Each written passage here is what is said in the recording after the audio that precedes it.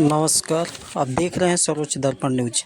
बलिया से सहायक bureau chief Sadanand Sharma की खास रिपोर्ट। वित्त विहीन शिक्षक महासभा उत्तर प्रदेश द्वारा रामदास इंटर कॉलेज सिकरिया भीमपुरा बलिया में शिक्षक चौपाल का आयोजन किया गया, जिसमें तमाम शिक्षक साथियों ने अपने अपने विचारों को रखा।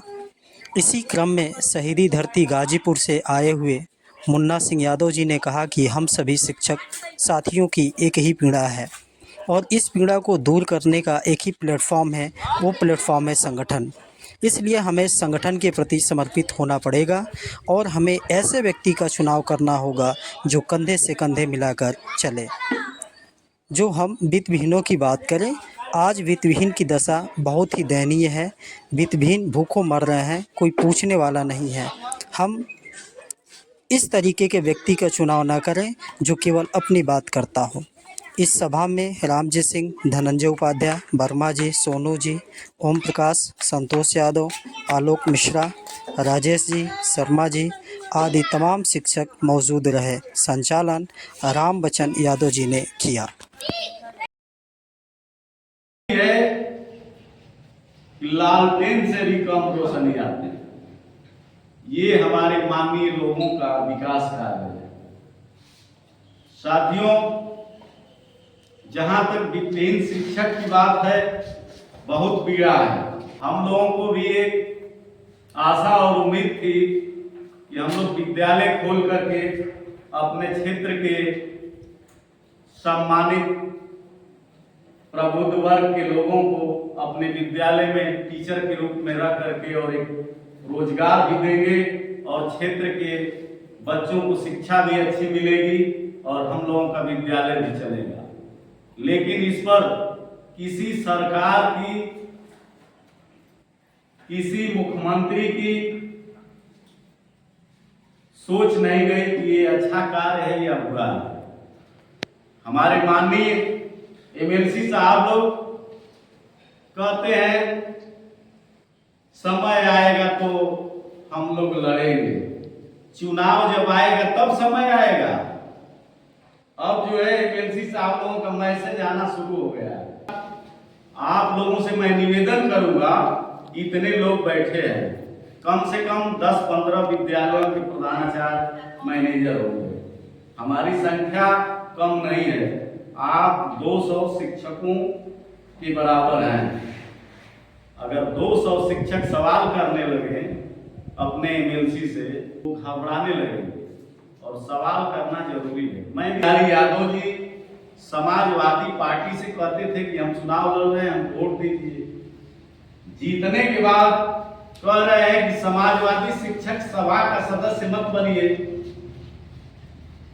आप लोग जो है वित्तहीन शिक्षक गुट का सदस्य बनिए।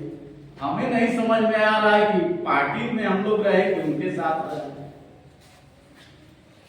तो दोहरी नीति कब तक चलेगी? हम लोग शिक्षक हैं, हम लोग प्रश्न का उत्तर जांचते हैं, लेकिन हम लोग अपनी ही बात क्यों नहीं कह रहे हैं? ये कहना पड़ेगा। और जिस दिन सभी लोग ये आवाज उठाएंगे, कोई नया प्रत्याशी इस निर्वाचन खंड वाराणसी का चयनित होगा समाजवादी पार्टी से, निश्चित फैसला। आप आते हैं आजमगढ़ से, हमारे बीच में बैठे हैं डॉक्टर कृष्ण मोहन यादव। मैं इसलिए इनकी प्रशंसा नहीं कर रहा हूं, ये मुझे बुलाए हैं और इनके संगठन में मैं हूं। इनसे कोई हम लोगों का संबंध नहीं था। गाजीपुर में जैसे अभी संचालक महोदय कह रहे थे कि बलिया में 50-50 हजार रुपए की वसूली हुई, अधिकारी लिए और संगठन के लोग ऊपर से छड़ी के रूप में 4 छड़ी दिए, 4,000, 5,000, 10,000 दिए। इसी तरह का माहौल गाजीपुर जनपद में भी था और हम लोग संघर्ष किए। उस समय समाजवादी पार्टी की ही सरकार थी सन 2013 में, और हमारे यहाँ रामकरण यादव डिवाइस थे।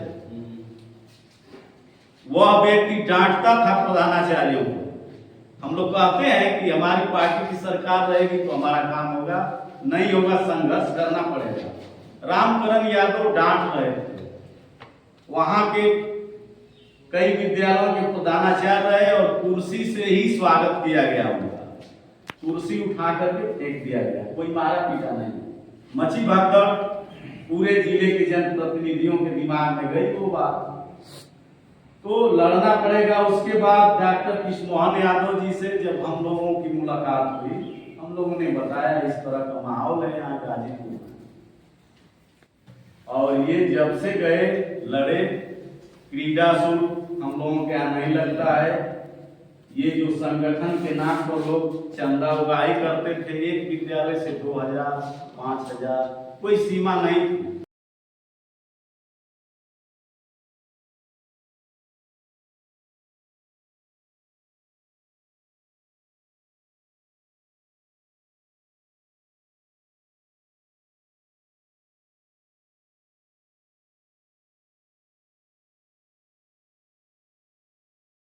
मेरे साथी और कृष्णमोहन यादव जी जैसा ईमानदार राजनीति में हम नहीं देखे। आज तक हम लोगों से कभी नहीं कहे होंगे कि मैं परेशान हूं, मेरी गाड़ी में तेल नहीं है, व्यवस्था करा दीजिए, बल्कि ये जाते हैं गाजीपुर में तो अपने से हम लोगों को पानी पिलाते हैं।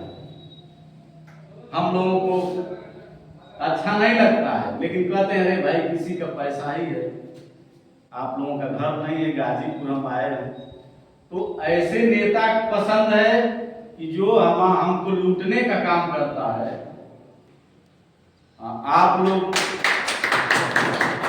लोग जिस दिन मन बना लेंगे बलिया और गाजीपुर, तो गाजीपुर बलिया से 4 कदम आगे चलने का काम करेगा, और बलिया और गाजीपुर जिस दिन एक हो जाएगा, ये जितने लोग आए हुए हैं कि यहाँ खाली है खेती करने, उनकी खेती समाप्त हो जाएगी, उनका सब बना बनाया बिगड़ जाएगा। लेकिन उसके लिए बोलना पड़ेगा। एक दिन गाजीपुर में मीटिंग थी, हम उस दिन नहीं थे बाहर। उस मीटिंग के बाद इतनी बौखलाहट है उन लोगों में कि अनाप शनाप बयानबाजी कर रहे हैं, और जो व्यक्ति बोल रहा है मैं उसको अच्छी तरह से जानता हूं, कोई दल बाकी नहीं है उसमें, तो उस पर नहीं जाना है। वह व्यक्ति जरूर बौखलाता है जब वो सोचता है कि हमारा तो खिसक रहा है, नुकसान हो रहा है।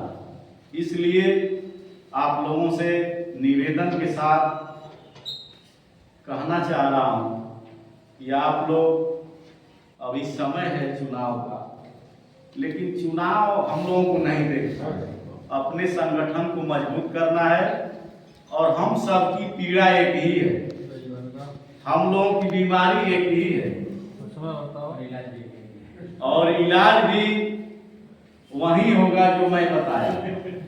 वहां हम लोग जब तक नहीं पहुंचेंगे संभव नहीं है। लेकिन चुनाव जब आता है, हमने देखा है चुनाव जब आता है तो हम लोग पार्टी के नाम पर किनारे होने लगते हैं, जाति के नाम पर किनारे होने लगते हैं। हम गाजीपुर से बिलोंग करते हैं, तमाम साथी थे, हमारे ऊपर दबाव था कि मुन्ना भैया आप आ जाते तो मोहम्मदाबाद और भांवरपुर ब्लॉक सही हो जाता। क्यों कृष्णमोहन के चक्कर में पड़े हैं? वो बलिया के हैं, और कृष्णमोहन जी के सामने मैंने कहा था कि हमारे सामने वह व्यक्ति महत्वपूर्ण है जो हमारी लड़ाई को लड़ता है, वह महत्वपूर्ण नहीं है जो हमारी जात का है, हमारी पार्टी का है। हमने स्पष्ट रूप से कहा। तो इसलिए मैं आप लोगों से निवेदन के साथ जरूर कहूंगा कि आप लोग विचलित मत होइए। कृष्णमोहन यादव जी वह व्यक्ति हैं जिससे एक बार मिल लेते हैं इनकी मुरीद हो जाता है। इनके अंदर वह गुण है, प्राकृतिक गुण है, नहीं तो ये हम लोगों को क्या दिए हैं बताइए। हम लोग एमएलसी के साथ रहते तो कम से कम कुछ तो मिल ही गया होता है।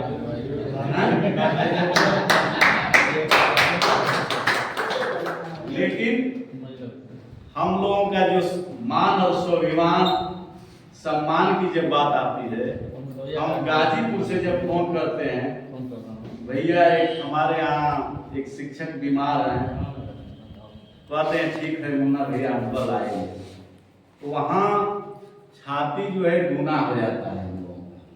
तो सम्मान चाहिए, पैसा रुपया हमारे कर्म से आएगा और जाएगा।